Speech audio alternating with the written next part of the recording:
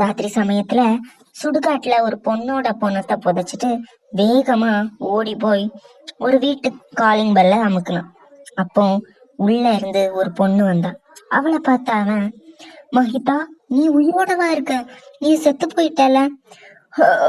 இந்த ராத்திரியில உனக்கு என்ன கிராந்தி, பைத்தியம் பிடிச்சிடுச்சா? ஊர்ல எல்லாரும் அந்த மாதிரிதான் சொல்லிட்டு இருக்காங்க, அதனாலதான் உன்னை பார்க்க வந்தேன். அப்படியெல்லாம் ஒண்ணும் இல்ல. அப்போ பின்னாடியில இருந்து ஒரு பயங்கரமான பேய் வந்து அவன் கழுத்தை பிடிச்சது. அத பார்த்து அவ பயந்து போய், ஐயோ அவனை விட்டு. ஆனா அந்த பேய் அவன் கழுத்தை நெரிச்சு அவனை கொன்னுடுச்சு. உடனே அவ அழுதுகிட்டே, ஏன் அவனை கொன்ன? அவன் உனக்கு என்ன பாவம் பண்ணான் அப்படின்னா. பயப்படாத மஹிதா, நான் தான் நந்தினி. என்னது, நீ நந்தினியா? நந்தினி இந்த வீட்டுல எல்லாம் இருக்கா? உள்ள பாரு, நந்தினி இல்ல. வீடு ஃபுல்லா தேடினான், ஆனா அங்க யாருமே இல்ல. உடனே அந்த பேய்கிட்ட, ஆமா, நந்தினிய காணும், நீதான் நந்தினியா? ஆமா, நான் தான் நந்தினி. ஆனா உன் உருவம் ஏன் இப்படி இருக்கு? நீ இறந்து போயிட்டியா? ஆமா, ஆனா என்ன கிராந்தி தான் கொன்னான், அவன் தான் கொலைகாரன். உடனே மஹிதா, கிராந்தி எதுக்காக ஒண்ணு கொல்லணும்? ஒழுங்கா சொல்ல. சரி, சொல்றேன் என்னோட கதைய. எனக்கு நிறைய ஆஸ்தி இருந்தது, ஆனாலும் எனக்கு உத்தியோகம் பண்ணணும்னு ஆசை. அதனால பெங்களூருக்கு வந்தேன். அப்போ கிராந்தியோட எனக்கு நட்பாச்சு.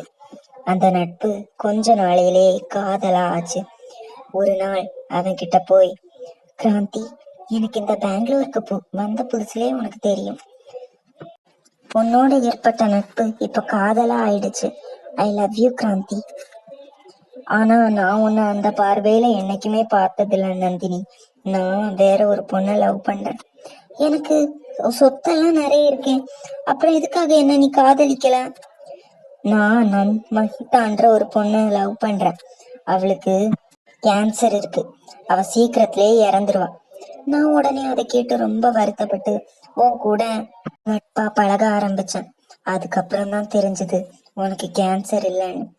உடனே நான் கிராந்தி கிட்ட போய் சொன்னேன், கிராந்தி, அவளுக்கு கேன்சர் இல்லையே.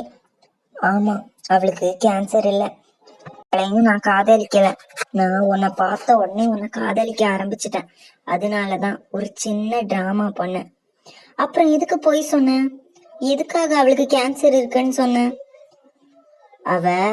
நான் அவளை காதலிக்கலன்னா என்னாலதான் அவ இறந்தான்னு லெட்டர் எழுதி வச்சுட்டு விஷம் குடிச்சு செத்துருவேன்னு சொன்னான்.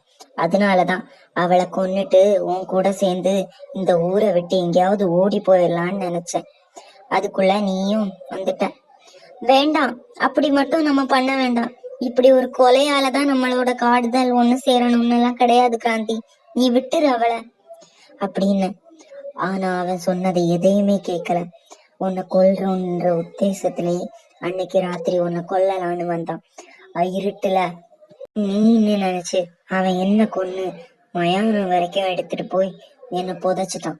புதைச்சதுக்கு அப்புறமா நான் பேயா மாறிட்டேன். பேயா மாறின உடனே அவனை நான் பார்த்தேன். அவன் என்னை கூட்டிட்டு இங்க இருந்து ஓடிடலான்னு உன் வீட்டுக்கு வந்தான். ஆனா வந்த நேரத்திலேயே அவனுக்கு தெரிஞ்சிடுச்சு நீ உயிரோட இருக்கிறேன்னு. அப்போ உன் உயிரை காப்பாத்தணும்னு சொல்லி நான் இங்க வந்தேன். இங்க வந்து அவனை உடனே கொன்னேன். இந்த மாதிரியான ஏமாத்துக்காரங்களை எல்லாம் உயிரோடவே இருக்கக்கூடாது, அதனாலதான் அவனை நான் அநியாயமா கொன்னேன் அப்படின்னு அழுதுகிட்டே அவன் பொணத்தை தூக்கிட்டு மாயமா மறைஞ்சிடுது.